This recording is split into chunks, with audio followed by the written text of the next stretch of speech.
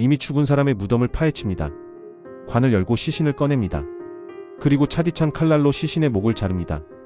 조선시대 가장 잔인한 형벌로 불리는 부관참시입니다. 도대체 이 사람은 죽어서까지 어떤 잘못을 저질렀길래 이런 수모를 당해야 했을까요? 그 이유는 칼이나 총이 아니었습니다.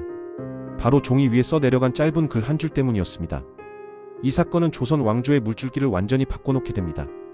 피바람의 시작이라고 불리는 조선 최초의 사화 모사화입니다. 이 비극이 어떻게 시작되었는지 그 운명의 날로 들어가 보겠습니다. 조선 초기에는 두 종류의 신하가 있었습니다. 하나는 공신이었습니다. 공신은 왕이 권력을 잡는 데 직접 도움을 준 사람들입니다. 조선을 세운 태조 이성계 곁에는 정도전 같은 공신들이 있었고, 그 뒤를 이은 왕들도 권력 다툼에서 자신을 도와준 사람들에게 높은 자리를 나눠줬습니다. 이 공신 집단은 오랜 시간 권력을 누리며 자연스럽게 막대한 땅과 재산을 쌓게 되었습니다. 당연히 부정부패도 많았습니다. 왕의 친척이거나 왕과 혼인으로 연결된 가문들이 조정 핵심 자리를 독차지했습니다. 대대로 권력을 이어온 기득권 세력을 훈구파라고 부릅니다. 그런데 세월이 흐르면서 다른 흐름이 생겨났습니다. 지방에서 공부만 하던 선비들이 과거 시험을 통해 조정으로 들어오기 시작한 것입니다. 이들은 배경도 없고 권력도 없었지만 학문과 원칙만큼은 누구에게도 지지 않는다고 자부했습니다. 이들을 살인파라고 합니다. 살인파는 훈구파를 곱게 보지 않았습니다. 왕의 힘을 빌려 재산을 불리고 백성을 수탈하며 원칙보다 이익을 앞세운다고 비판했습니다. 훈구파도 살인파가 불편했습니다. 갑자기 나타나 도덕과 원칙을 내세우며 자신들의 행동을 문제 삼는 이 신진 세력, 선배 정치인의 입장에서는 눈엣 가시 같았을 겁니다. 두 세력 사이에는 보이지 않는 팽팽한 긴장감이 흐르고 있었습니다. 이 두 세력의 충돌은 시간 문제였습니다. 그리고 그 폭발의 불씨가 된 것이 바로 한 편의 글이었습니다. 성종은 살인파를 적극 등용한 왕이었습니다. 조선의 법전인 경국대전을 완성하고 학문을 장려하며 균형 잡힌 조정을 만들려 했습니다. 성종은 훈구파가 너무 강해지는 것을 경계했고 그 견제 세력으로 살인파를 키웠습니다. 살인파의 대표 인물 중 하나가 김종직이었습니다. 김종직은 경상도 밀양 출신의 학자로 학문적 명성이 높았고 많은 제자를 길렀습니다. 그는 관직에 있으면서도 타협보다는 원칙을 중시하는 사람이었습니다. 성종이 세상을 떠나고 아들인 연산군이 왕위에 오릅니다. 연산군은 아버지와는 성격이 아주 달랐습니다. 그는 왕의 권위가 하늘을 찌르기를 원했습니다. 연산군은 조선 역사에서 가장 논쟁적인 왕 중 하나입니다. 폭군이라는 이미지가 강하지만 처음부터 그랬던 것은 아닙니다. 즉위 초기에 연산군은 신하들의 말을 듣고 정치에도 관심을 보였습니다. 그런데 이 왕에게는 약점이 있었습니다. 자신의 정통성에 대한 불안이었습니다. 연산군의 어머니 윤씨는 왕비였지만 폐위된 후 사약을 받았습니다. 연산군은 이 사실을 처음에는 제대로 알지 못했습니다. 그리고 그가 왕위에 오른 직후부터 살인파 신하들은 왕의 행동을 문제 삼으며 끊임없이 간언했습니다. 왕이 이렇게 하면 안 된다, 저렇게 해야 한다는 말이 연산군에게는 견제가 아니라 도전처럼 느껴졌을지 모릅니다. 연산군은 점점 이들이 짜증나기 시작합니다. 그 와중에 결정적인 사건이 터졌습니다.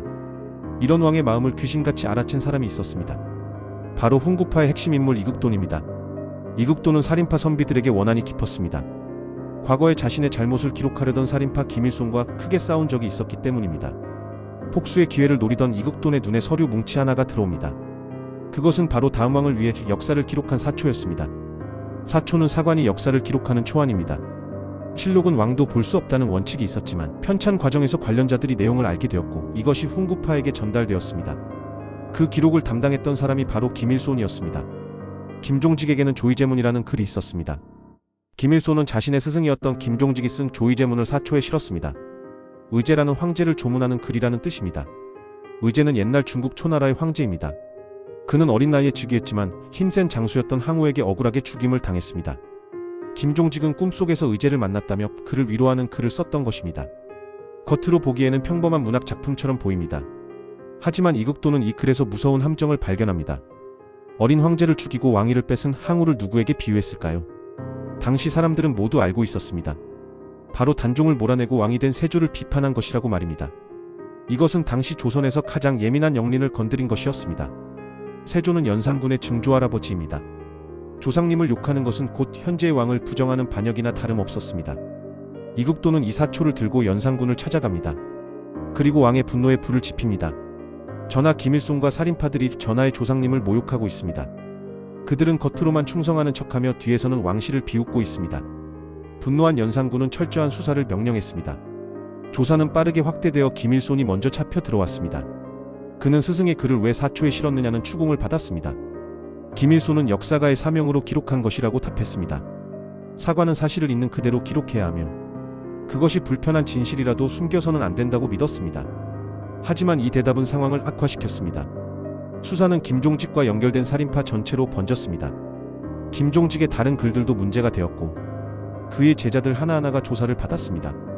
누가 그 글을 읽었는지, 누가 동의했는지, 누가 비슷한 생각을 가졌는지를 캐물었습니다. 결과는 참혹했습니다.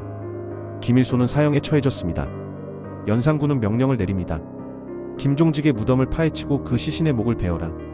이미 죽은 김종직은 무덤에서 관이 꺼내져 시신이 훼손되는 부관참시를 당했습니다. 이것이 바로 조선 역사에 기록된 첫 번째 사화, 무오사화입니다. 무오년에 일어난 선비들의 화라는 의미입니다. 김일손을 비롯한 많은 살인파 선비들이 처형당했습니다. 살아있는 제자들은 처형되거나 귀양을 보내지거나 관직을 빼앗겼습니다. 살아남은 선비들은 입을 굳게 닫았습니다. 글 한 줄 때문에 목숨이 왔다 갔다 하는 세상을 목격했기 때문입니다. 이제 연산군을 견제할 세력은 아무도 남지 않았습니다. 왕은 무소불위의 권력을 휘두르기 시작합니다. 이 사건을 단순히 한 편의 글이 부른 참사로 보면 절반만 이해한 것입니다. 무오사화는 두 가지 힘이 충돌한 결과였습니다. 첫 번째는 훈구파와 살인파의 권력 다툼이었습니다. 살인파는 도덕과 명분을 무기로 훈구파의 비리를 비판해왔습니다. 훈구파는 이 기회를 이용해 살인파를 일거에 제거하려 했습니다. 이극돈의 고발은 순수한 충성심이 아니라 정적을 쓸어버리기 위한 정치적 계산이었습니다. 두 번째는 왕권과 언론 사이의 충돌이었습니다. 조선의 사관 제도는 왕도 기록을 볼 수 없다는 원칙 위에 세워졌습니다. 역사를 권력의 눈치 보지 않고 기록하기 위해서였습니다. 그런데 이 원칙이 무너지면서 사관이 쓴 기록이 처벌의 근거가 되어버렸습니다. 역사를 기록하는 사람이 그 기록 때문에 죽임을 당하는 일이 벌어진 것입니다. 이 사건 이후 조선 조정은 달라졌습니다. 살인파는 큰 타격을 입었지만 사라지지 않았습니다. 지방 향교와 서원을 중심으로 힘을 키우며 다시 조정으로 진출했습니다. 하지만 무오사화는 시작에 불과했습니다. 6년 뒤인 1504년에는 갑자사화가 일어나 더 많은 사람이 화를 입었습니다. 이 사화는 연산군의 어머니 패비 윤씨의 죽음과 관련된 것으로 규모와 잔혹함에서 무오사화를 훨씬 넘어섰습니다. 연산군은 결국 1506년에 중종 반정으로 쫓겨났습니다. 신하들이 들고 일어나 왕을 갈아치운 것입니다. 이것이 조선 최초의 반정이었습니다. 무오사화는 조선 정치사에 깊은 상처를 남겼습니다. 그 상처는 단순히 많은 사람이 죽었다는 것에 그치지 않습니다. 이 사건은 권력이 역사 기록에 손을 댈 수 있다는 선례를 만들었습니다.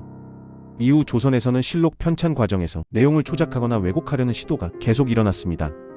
기록하는 사람이 기록 때문에 처벌받을 수 있다는 공포는 이후 사관들의 붓끝에 영향을 미쳤습니다. 그런데 여기서 한 가지 질문이 생깁니다. 김일소는 알고 있었을 것입니다. 스승의 글을 사초에 넣는 것이 위험할 수 있다는 것을. 그럼에도 그는 그 글을 실었습니다. 왜였을까요? 그가 몰랐기 때문인지 알면서도 원칙을 지키려 했기 때문인지는 알 수 없습니다. 하지만 그 선택은 그를 죽음으로 이끌었습니다. 원칙을 지키는 것이 목숨보다 중요한가? 아니면 살아남아 나중에 다시 바로잡는 것이 더 현명한가? 이 질문의 정답은 없습니다.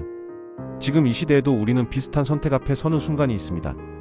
불편한 진실을 말할 것인가? 침묵할 것인가? 그 선택 앞에서 우리는 어떤 사람이 될 것인가? 무오사화는 525년 전의 사건이지만 그 질문은 오늘도 유효합니다. 오늘의 1분 컷에서 준비한 역사 이야기 유익하셨나요? 다음 역사가 궁금하다면 구독과 좋아요, 알림 설정 부탁드립니다.